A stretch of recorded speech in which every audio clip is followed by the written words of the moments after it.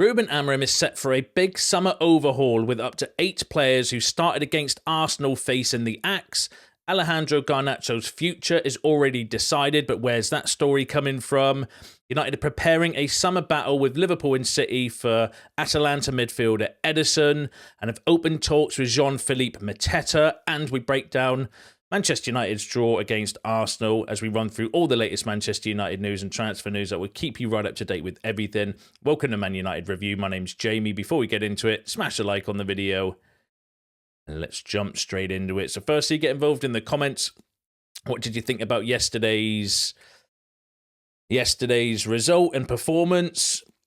I actually thought, better than expected is how I would kind of describe my feelings regarding it. To come away, in the position that we are, actually annoyed that we didn't win the game, was actually an improvement from how I was expecting the field today as well. Considering the position that both clubs are in, our injury crisis, and we know what's kind of happening with United this season. So actually, no, I feel all right about it. I thought the first half was a little bit smash and grab. I found myself, it's just funny, right? I found myself having a conversation with my partner, right? She absolutely hates football. So I'm sat down watching, and it's about half an hour into the game at this point, and she turns to me and says, right, who's in the blue? And I was like, well, that's Arsenal. And then she didn't say anything, and I was like, why? You say, you're thinking that we're absolutely shit. And she was like, yeah. I said, the annoying thing is, I said, let's count how many times we can pass the ball together. I said, we're a professional football team, and let's see. And I think the max we got to from the 30-minute mark was 13. That's the max I can remember us passing the ball to each other. So the first half was just terrible, I felt. But scored the goal, went in 1-0. 1-0 up, fantastic strike from Bruno. We'll talk more about Bruno in a second. We managed 162 total passes in the first half compared to Arsenal's 343. And then Bruno does what he does best, going up, scored a great free kick. So underrated, Bruno. Yes, he's frustrating. Yes, he gives the ball away a lot. Yes, he's infuriating with his petulant at times, but he's been the best signing post Sir Alex Ferguson, in my opinion. Always comes up with moments of magic. Puts 100% effort in when he plays, always available. Even when he's not his best, he still works hard and he covers ground. He's a creative machine. And when we've needed moments of magic, then Bruno, time after time, comes up with the good. So fair play to Bruno Fernandes. We'll go through some of Amorim's comments regarding him as well. And then that was the kind of story for me of the first half. Just very lucky, but got the goal, went in at 1-0 half-time. And I was thinking, God, that's actually not as bad as I was expecting. And then the second half, we should have won it. I think we had chances on the counter-attack. Xerxes flick, Mazraoui had a chance. Raya made a few worldy saves as well, especially that one at the end from Bruno. And then when we conceded, I wanted to kind of shout this out because, midweek against Sociedad, when we conceded, the heads dropped. Yeah, and you could kind of feel the momentum shifting in Sociedad's direction, whether that was tiredness or fatigue or whatever. But it was the opposite I felt against Arsenal as well. They stuck with the plan, they stuck with it, and actually went on and should have won the game as well. Holding coming on, being trigger shy, showing that he's, bad form, lack of confidence. But again, Raya kept them in it really, otherwise we could have been sat here even happier with the win. And I know it's sad that we're talking about, being happy with a 1-1 draw at Old Trafford, but considering the situation that we're in and the gulf in quality between the two teams, I'd take that all day long. And it just shows that when we do play that deep block and counter-attack, we're very good at it because we've got a squad that's designed to do that. What we can't do as a team is keep the ball, make passes, string patterns of play together, dominate teams and break down low blocks ourselves. That's the kind of Achilles heels, because of the style of play. Like Ollie tried it and lost his job because of it. Rangnick found out after one game the players couldn't do it. Ten Hag reverted back to doing that after losing his first 2 games. And Amorim might be turning back to it now because we've just got players in the squad that are incapable of doing anything else. And we've seen that already since Amorim came in. You can see it that he wants to play more possession-based, more attacking, And we don't have the squad and the players in the squad to do that. What we do have the players in the squad to do, though, is sit deep and counter-attack, and we've got to come away from that at some point in time. But overall, I was kind of quite happy. It actually felt like 2-point drops. I'd have taken a draw beforehand. Gap in quality is clear, especially our inability to hold up the ball. But Bruno, again, come up with the goods. Could have snatched it at the end. So overall, still plenty of work to do. But performances, like that, if they can kind of get the teamwork, I thought Garnacho and one of his best games as well, with his work rate and his attitude to get back and cover different positions as well. De Ligt, I thought, was excellent in recent weeks.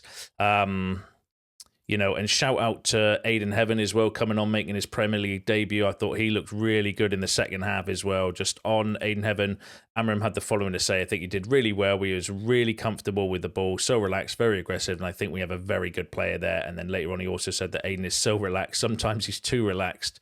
I think we have a player there. So shout out to Aiden Heaven.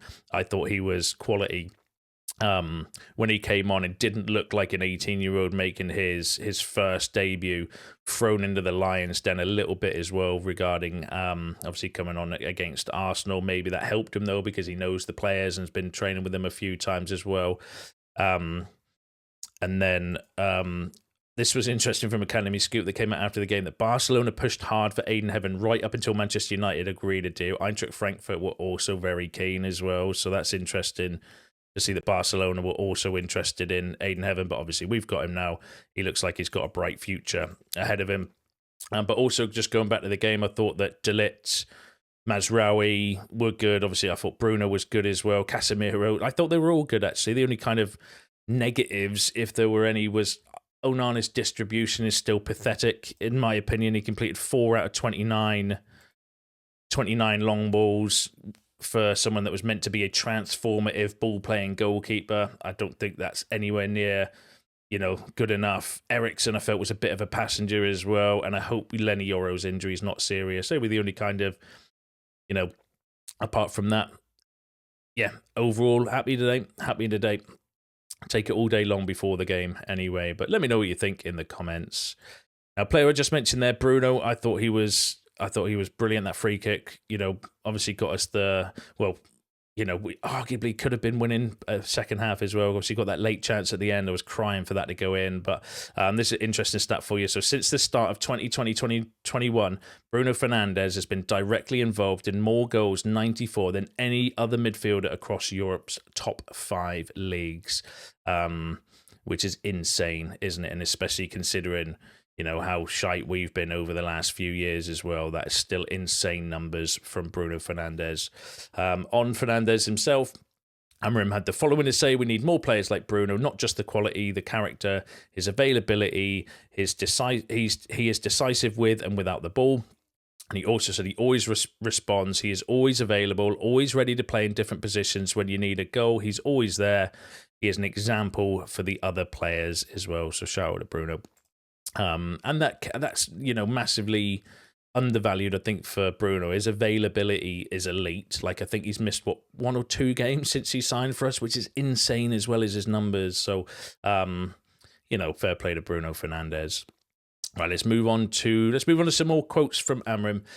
So on specifically his lack of goals, he said, today we must also give credit to the Arsenal goalkeeper who made incredible saves. We created chances. That's the most important thing. And I can kind of take that as well. When a goalkeeper has a worldie and is saving, making multiple world-class saves, then, it is what it is. That's what they get paid money to do. And I kind of agree with them. And I thought we had chances to bury that game. We should have been 2-0 up before we conceded the goal, which would have made it a different kind of ending as well. But and then Amorim also said, I know it's hard for Manchester United fans to see the team defending in a low block, especially in the first half. But today, with all our problems, we tried to find a way to win the game. So this is Amorim talking about the style of play. And I like the fact that he's kind of come out and explained it as well, to say, so when everyone's talking about formations and, the 3 at the back and stuff, that's like, Amorim's not bothered about the formation. What he's saying is he wants us to become more dominant on the ball and to actually play football.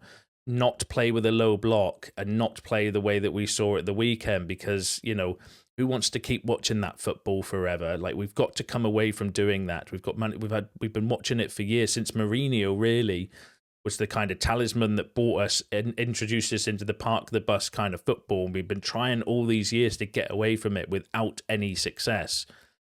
And the only way I think we're going to get out of that is we need to recruit better players that are more comfortable on the ball and more confident playing in the kind of style of play that we want. He also said, I think we played well. Of course, we don't want to play like that, defending so much and leaving the ball to the opponent. But with all the games, all the problems and the characteristics of the players, we try to adapt to find a way to win the game. And that's what he was saying. Look, you know, at the end of the day, he tried playing football with Ederson and Casemiro in midfield against Newcastle. That didn't go particularly well. They were obviously on the pitch. I know they were playing in slightly different positions, but Lindelof and the central centre-half as well. Do you know what I mean? Like, it wouldn't have been pretty if we tried to go toe-to-toe with Arsenal. I think we would have been carved open. It would have been a different result. And we do have the players that can play that low block and that counter-attacking system. It's just not what I personally want to see, and it's not what Amorim wants to do neither as well, but it is what it is for the time being. And then specifically what he means by that, he said, I'm talking about the low block, about leaving the ball to the opponent for the rest. The state of mind, the energy, the solidarity is an example for the future. So Amorim is saying, look, I just don't want to play in a low block, but I was happy with everything else, the attitude and everything like that of the players as well. So fair play. But let me know overall what you think about that in the comments. Now let's move on to some transfer news. So Manchester United boss Rúben Amorim saw his side all but end Arsenal's Premier League title hopes on Sunday as the Red Devils held the Gunners to a 1-1 draw at Old Trafford, but the Portuguese manager could still axe 8 of the players who featured in the match as he looks to overhaul his squad in the summer. Goalkeeper Andre Onana isn't guaranteed to be at Old Trafford next season after 2 underwhelming years in England. Victor Lindelof, who got a rare start against the Gunners in the absence of Harry Maguire and Lisandro Martinez, is a bit part player these days. Lindelof is obvious that he's going to leave. He's out of contract anyway. Fellow defender Diego Dallo is one of United's more reliable performers, but he was linked with a January move to Real Madrid, so this report suggesting that Dallo could potentially be on the move in the summer. Casemiro and Ederson started together in the Premier League for the first time since United's 2-0 defeat to Newcastle at the end of last year. Amorim will be desperate to move both players on and build a solid platform in the middle of the park. I would agree with that. Garnacho was linked with a move to Chelsea and Napoli in January, and more teams could come in for him at the end of the campaign. United have underperformed in the final third this season, with Joshua Zirkzee, Rasmus Højlund both flattering in front of goal, and Amorim will be willing to sacrifice both forwards this summer to raise cash for a goal scorer who can come in and make a difference. Now, that came from the Express, suggesting that there were 8 first players, that started in the first team yesterday that could potentially be on the way out this summer or set to be axed by Rúben Amorim as well. Some of them are obvious. Lindelof's out of contract. Eriksen's out of contract. We know they're not getting contract. We know they're definitely going in the summer. Casemiro's a player that I think we've been trying to move on for 2 years. Onana was an interesting one. I know personally, I do think we need to upgrade the goalkeeper position. I'm not convinced by Onana. But let me know what you think about that in the comments. Garnacho is another one that's name keeps popping up with an exit in the summer. And then both Joshua Zirkzee and Højlund. I mean, I would keep Zirkzee and maybe do a loan for Højlund because he needs to find some confidence because he's up there with the worst strikers in the Premier League at the moment. I saw some stats the other day, actually, that he ranks 81st out of 81 strikers for Jules 1. So he's literally the worst striker in the Premier League, 81st. For winning duels, and I don't know what's happened to him. Generally, don't know what's happened from the player last season that actually looked really good, looked like he had a really good future, and we were all saying, well, if you give him the chances, he's going to score goals. Now he can't score goals when given the chances as well. It's just a massive, massive drop off. Personally, I would. The only two, and Dallo, obviously the other one on there as well, the other kind of player that is mentioned. I don't think Dallo's done anything since Rúben Amorim came in. He's really frustrating, actually, gives the ball away all of the time. Like, he tackled himself yesterday. Did you see that part? Can't remember if it was in the first or the second half, but he had a clear chance to run forward and he literally touched it, ran it out of play with no one near him. And I was like, that just sums up Diego Dallo at the moment. But the only two from there, and this is the kind of state of play at United, isn't it, when you think about it? There's only two really think Xerxes and Garnacho, for me, would be the only two that I would be a little bit, I would not necessarily even upset, but I'd keep those two out of the 8. But that just kind of shows, again, going back to the kind of result yesterday, if you've got 8 players in that first team that you're potentially looking to move on, or at least definitely 6, in my opinion, that's the state of the squad that Amorim's got at the moment. But let me know what you think about that in the comments. Would you get rid of all 8? Would you keep some? Would you disagree with the kind of report? Let me know. Let me know below. Now, on strikers, Manchester United have opened talks about signing Jean-Philippe Mateta and been told he will cost them £40 million. Now, that came from the Mirror. Obviously, that story's gone from, kind of take it with a pinch of salt story from the Sun to now a lot more credible people. Like that's a decent source as well. Simon Mullock from the Mirror is a decent source for United. So we've got Simon Stone, L'Equipe, now Simon Mullock as well, kind of confirming the Mateta interest. 40 million, I agree with some of you actually from previous comments, seems a little bit steep for someone who's got 12 months left, or well, in the summer we'll have 12 months left on his contract, but there could be a little bit of skullduggery going on with the Mateta story. So Crystal Palace are planning to open contract talks with in-demand striker Jean-Philippe Mateta amid interest from Manchester United. So Graham Bailey suggesting that maybe this could be a little bit of agent stories to kind of link Mateta with United in order to get a new contract. That can't be ruled out as well. So that's an interesting one. Although Graham Bailey, personally, I would say take with a pinch of salt. He's a hit and miss journalist, not the most credible. I would put Simon Stone as the most credible out of the reporters that are reporting on the Mateta deal personally, but we'll keep an eye on it for you. That can't be ruled out though as well. A little bit of agent talk to maybe try and get a better contract from Palace. Who knows? We'll have to wait and see how that develops. Now, a player that we just mentioned about potentially leaving is Garnacho. So the future of Alejandro Garnacho was already decided. The Argentine winger will leave Manchester United in the upcoming transfer window, and his destination will be Atletico Madrid for a fee of around 60 million euros, including add-ons. Now, that came from Fachajes, who are not the most credible source. In fact, they're one of the worst sources out there, but they get a lot of traction. They get reposted and retweeted. Like I've seen stories from credible places when I've kind of gone back and looked at the kind of trailer where it's come from, that have come from Fachajes. So I don't know, I don't know why they put out loads of, they're not the most credible is what I would say on that one. But obviously I do think that the question mark would be on Garnacho's future in this summer as well. But Atletico Madrid is obviously where we got him from, would have that relationship, 60 million euros. Not sure. But I'll wait and see if there's any more credibility on it, and I'll bring you any updates, but let me know what you think below. And then the final story I've got for you is regarding Ederson. So Manchester United have signalled an interest in landing Ederson this summer, though they are set to face competition from two of their biggest rivals, Liverpool and Man City. That came from Caught Offside, who have some credible sources and some uncredible, or not so credible sources. That was from one of their not so credible sources. And if we've got a battle with Liverpool and Man City for Ederson, then I think that would rule us out of that particular deal as well. I can't see, players turning down Champions League football and, going to Liverpool or Man City above Manchester United at the moment, although there might be a few. I still think we're a big club and we've got a pull, but I can't see that one personally, if that story is to be believed. But let me know what you think in the comments below. Let me know what you think about all the other topics discussed in today's video, because that's you all up to date with the latest Manchester United news and transfer news. Don't forget to smash a like on the video anyway, subscribe to the channel if you're new. See you in the next one.